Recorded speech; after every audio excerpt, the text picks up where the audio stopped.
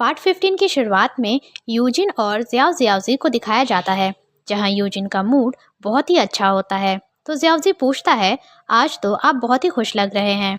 तो यूजिन बोलता है, हाँ बिल्कुल, अब वो यूनो यहाँ से जा चुका है, तो अब कोई ये जाओ के आगे पीछे नहीं मंडराएगा।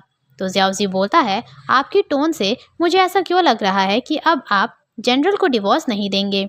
तो यूजिन बोलता है, मुझे उसे डिवोर्स क्यों देना चाहिए। तो ये सुनकर जियाओजी का मुंह खुला का खुला ही रह जाता है। फिर यूजिन कहता है, इस राज्य में ये जाओ जैसी कोई नहीं है। इसके बाद वो ये जाओ की गुड क्वालिटीज़ को गिनाने लगता है।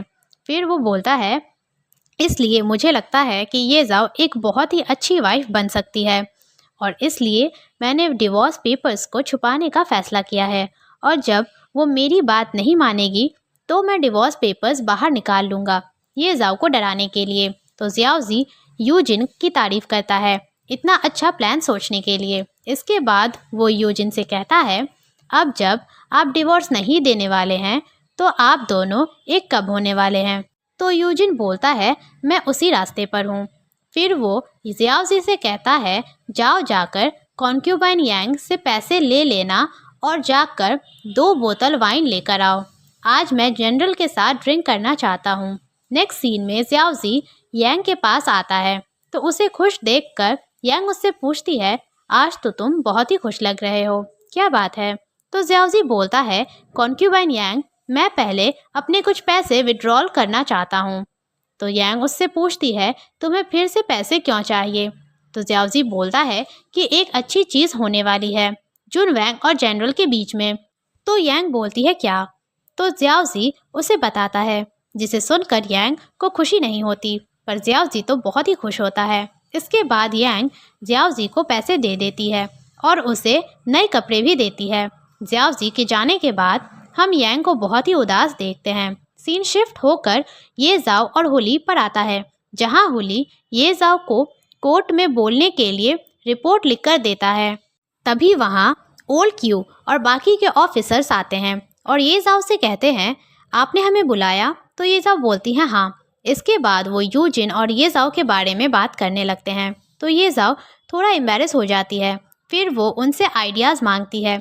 तो ऑफिसर्स उसे बताने लगते हैं कि उसे अपने पति को कैसे हैंडल करना चाहिए। इसके बाद उनमें से एक ऑफिसर, जिसका नाम क्यू हू होता है, वो बोलता है, जनरल, आपको मेरी भाभी से एक बात करनी चाहिए।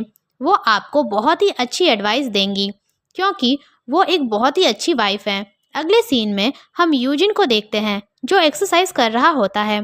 तभी वहाँ उसके तीनों दोस्त आते हैं। तो यूजिन उन्हें बताता है कि आज रात उसे एक बहुत ही इम्पोर्टेंट काम करना है।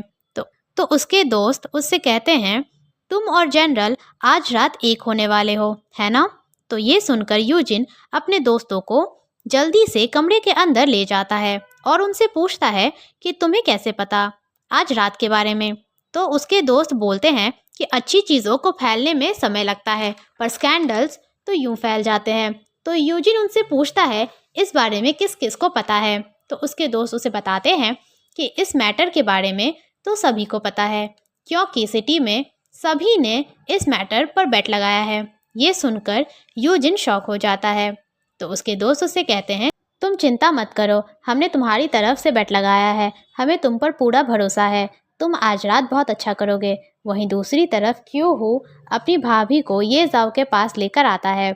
तो ये जाओ जब भाभी को देखती है तो बहुत खुश हो जाती है और उसे बाई लैंग कहकर बुलाती है। तो भाभी भी ये जाओ को देखकर खुश होती है। इसके बाद ये जाओ भाभी के पास आकर कहती है, मैंने सोचा नहीं था कि ये तुम होगी। तो क्यू हू पूछता है कि क्या आप दोनों एक दूसरे को पहले से ही जानते हो। तो ये जाओ बताती है कि हम 2 साल पहले एक बार मिले थे। तो क्यू हू बोलता है, जबकि आप दोनों एक दूसरे को पहले से ही जानते हैं तो मैं आप लोगों को डिस्टर्ब नहीं करूँगा और मैं चलता हूँ, आप दोनों बातें कीजिए।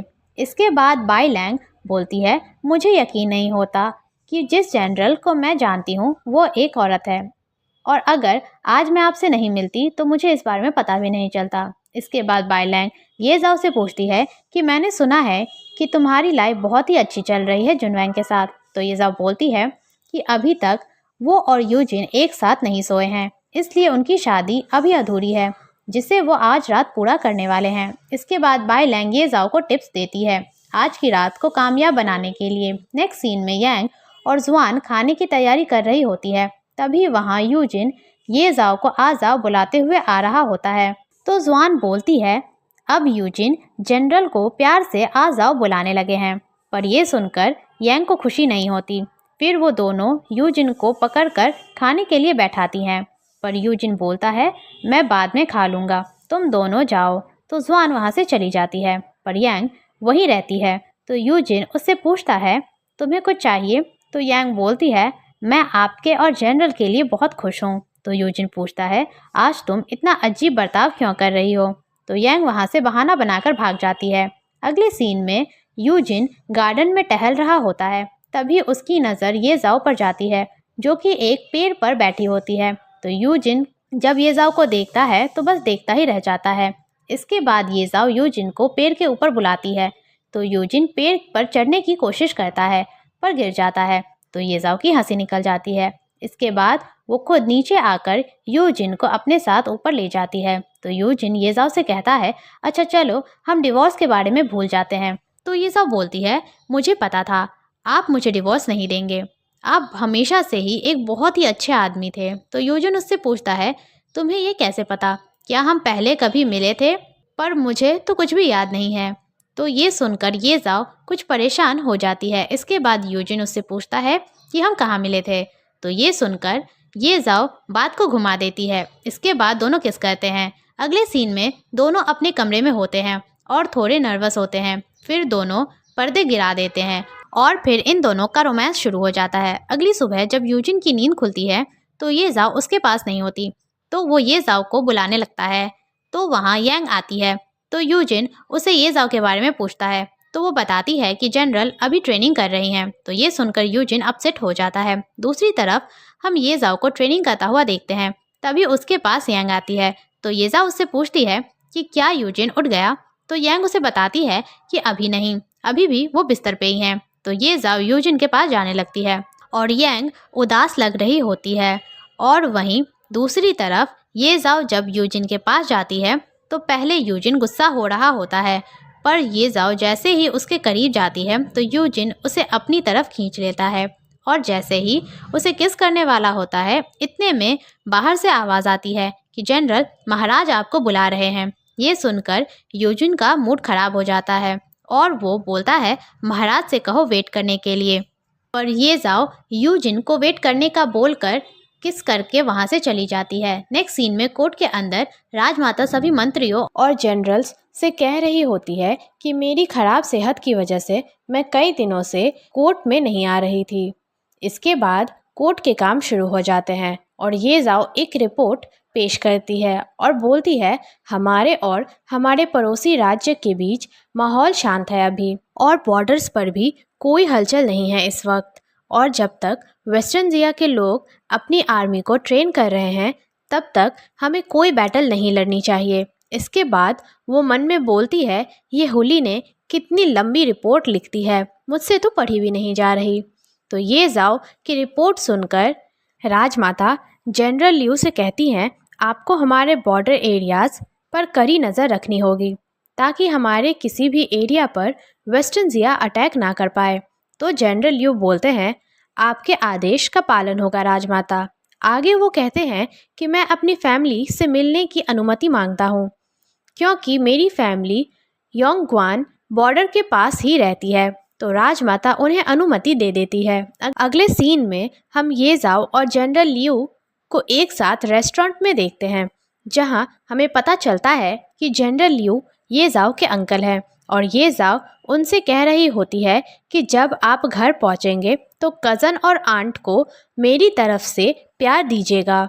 पर उसके अंकल उससे बात भी नहीं कर रहे होते हैं। तो ये जाओ उनसे पूछती है कि आपको क्या हुआ है अंकल? तो अंकल बोलते हैं एक बात बताओ, जब से तुम जंग जीत कर वापस आई हो क्या तुमने एक बार भी अपनी कज़न जीन को एक भी लेटर लिखा है?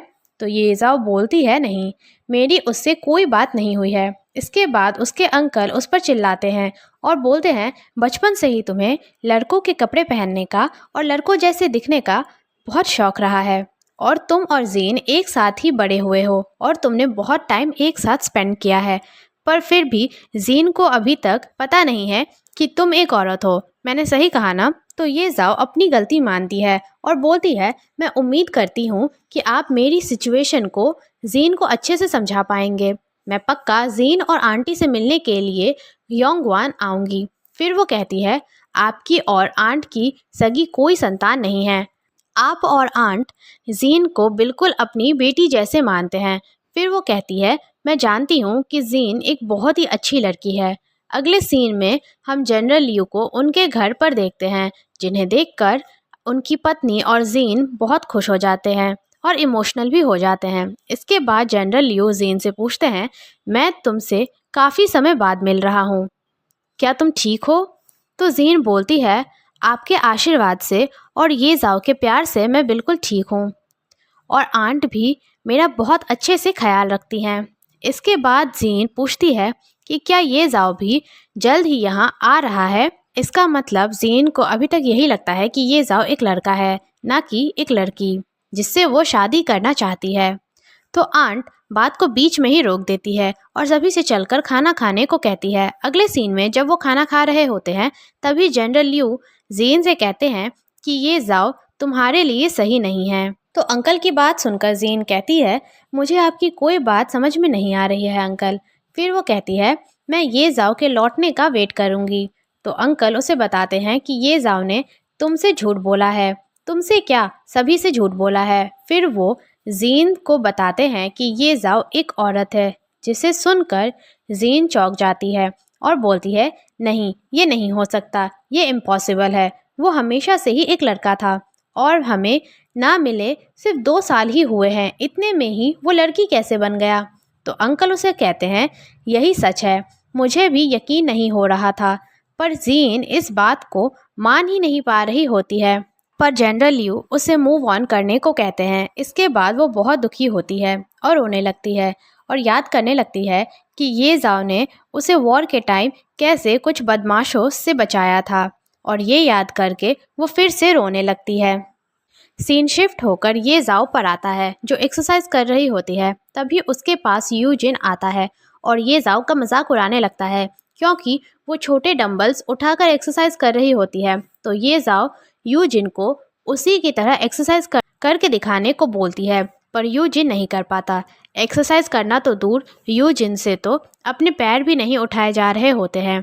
तो ये जाओ उसका मजाक उड़ाने लगती है। तभी वहाँ क्यू सिस्टर्स आती हैं और ये जाओ को एक लेटर देती है, जो उसके अंकल यानी कि जनरल लियो ने भेजा होता है। तो ये जाओ खुश होकर लेटर पढ़ने लगती है और क्यू सिस्टर्स की नज़र यूजिन के पैरों पर जाती है, जिसमें वेट बंधे होते हैं। तो क्यू शुई पूछती है कि जुनवैंग, आप ये क्या कर रहे थे? तो यूजिन उन्हें कुछ नहीं बताता, पर वो अपने पैर भी नहीं हिला पा रहा होता है, जिसे इस तरह देखकर क्यू सिस्टर्स को हंसी आ जाती है। इसके बाद यूजिन जैसे तैसे ये जाओ के पास जाकर बैठता है और लेटर की तरफ देखकर जोर से चिल्लाता है और बोलता है, तुम्हारे अंकल तुम्हें भड़का रहे हैं और वो मुझे पंच मारना चाहते हैं। तो ये जाओ बोलती है, तुमने ये सब फालतू की चीज़ें कहाँ से पढ़ ली? फिर वो यूजिन को बताती है कि मेरे अंकल एक बहुत ही रेपुटेटेड जनरल हैं, वो ऐसी हरकतें नहीं करते हैं। फिर वो लेटर पढ़ने लगती है और बोलती है कि जीन यहाँ आ रही है, और वो बहुत खुश होती है और क्यू सिस्टर्स को जीन के कमरे को तैयार करने को कहती है। फिर वो दोनों वहाँ से चली जाती हैं। तो यूजिन ये जाओ से पूछता है कि तुम्हारी एक कज़न भी है, तुमने कभी बताया नहीं। फिर वो पूछता है कि क्या वो सुंदर है? तो ये जाओ यूजिन को घूरने लगती है। तो यूजिन बोलता है कि क्या वो तुम्हारी तरह है, जिसके पास दिमाग नहीं है? तो ये जाओ तैयारी करने के लिए वहाँ से उठकर चली जाती है, और जैसे ही यूजिन उसके पीछे जाने लगता है, तभी वो अपने पैरों में बंधे वेट के कारण धड़ाम से अपने मुंह के बल गिर जाता है। वहीं दूसरी तरफ ये जाओ सारी तैयारियां करवा रही होती है। तभी वहाँ यूजिन आकर उसकी हेल्प करने लगता है। इसके बाद वो बाहर जाता है तो उसे वहाँ क्यू सिस्टर्स मिल जाती हैं। तो यूजिन उनसे पूछता है कि क्या जीन बिल्कुल ये जाओ जैसी है? तो क्यू शुई बोलती है, आप कितने गलत हो, क्योंकि जीन तो जनरल की जस्ट अपोजिट है, वो तो बहुत सुंदर, कोमल और शांत है। फिर वो जीन के बारे में थोड़े और सवाल पूछता है। सीन शिफ्ट होता है और हम जीन को ये जाओ के महल के बाहर देखते हैं। तो जीन को देखकर तीनों कॉन्क्यूबाइन जीन की सुंदरता को देखकर दंग रह जाती हैं। फिर वो तीनों जीन का स्वागत करती हैं और उसे महल के अंदर ले जाती हैं। तो जैसे ही जीन महल के अंदर जाती है तभी वहाँ ये जाओ और यूजिन आते हैं और जीन को देखते ही यूजिन बस उसकी खूबसूरती में खो जाता है और जीन और येजाओ एक दूसरे को देखकर खुश होती हैं। इसके बाद येजाओ जीन को यूजिन से मिलवाती है। फिर येजाओ जैसे ही जीन को उसके कमरे में लेकर जाने लगती है तभी यूजिन उसे रोकता है और येजाओ से पूछता है कि क्या जीन भी एक जनरल की बेटी है। फिर वो कहता है तुम दोनों में इतना डिफरेंस क्यों है, देखो उसे, वो कितनी प्यारी और मासूम सी है और तुम बिल्कुल टफ हो, एक आदमी की तरह। तो येजाओ यूजिन से कहती है अपने भाग्य को मान लो। तो यूजिन बोलता है मुझे फ्यूचर में एक बेटी चाहिए जो तुम्हारी कोई बुरी आदतें ना सीखे। उसे अपनी इस आंट से ज़्यादा क्लोज होना चाहिए ताकि वो सारी अच्छी आदतें सीखे। तो येजाओ उसकी बातें सुनकर बोलती है कि वाह, तुमने कितने आगे की बात सोच ली, मैं अपनी हार मानती हूँ। और फिर वो वहाँ से जीन के पास चली जाती है। नेक्स्ट सीन में येजाओ जीन को उसका कमरा दिखा रही होती है। तो जीन को उसका कमरा बहुत अच्छा लगता है और वो कमरे की तारीफ करती है। तो येजाओ उसे बताती है कि कमरे को सजाने में उसके पति यूजिन ने उसकी काफ़ी हेल्प की है। तो हस्बैंड के बारे में सुनकर जीन उदास हो जाती है। इसके बाद वो दोनों अपनी पुरानी बातों को याद करने लगती हैं। फिर येजाओ जीन से कहती है मुझे तुमसे एक बात क्लियर करना है। तो जीन कहती है वो बात इतनी ज़रूरी नहीं है। इसके बाद येजाओ मेड से कहती है कि यूजिन को बताने के लिए कि वो आज उसके साथ डिनर नहीं करेगी बल्कि आज रात वो जीन के साथ डिनर करेगी। तो ये सुनकर जीन खुश हो जाती है। वहीं दूसरी तरफ यूजिन अडल्ट बुक पढ़ रहा होता है और जीन को याद कर रहा होता है। तभी वहाँ येजाओ आती है। तो उसे देखकर यूजिन उठकर बैठ जाता है। तो येजाओ उससे पूछती है कि तुम क्या देख रहे थे। तो यूजिन बोलता है वो कुछ भी ज़रूरी नहीं है।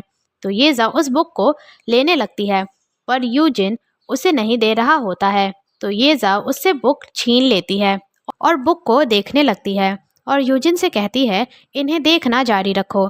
तो यूजिन बुक को बंद करके फेंक देता है। इसके बाद येजाओ सोने के लिए पर्दे खोलने लगती है। तभी यूजिन उसके पास आकर उसे अपने करीब खींच लेता है। तो येजाओ यूजिन से कहती है कि क्या तुम मुझे डांस करना सिखाओगे। इसके बाद दोनों रोमांटिक डांस करने लगते हैं और ये पार्ट यहीं ख़त्म होता है। Thanks for watching.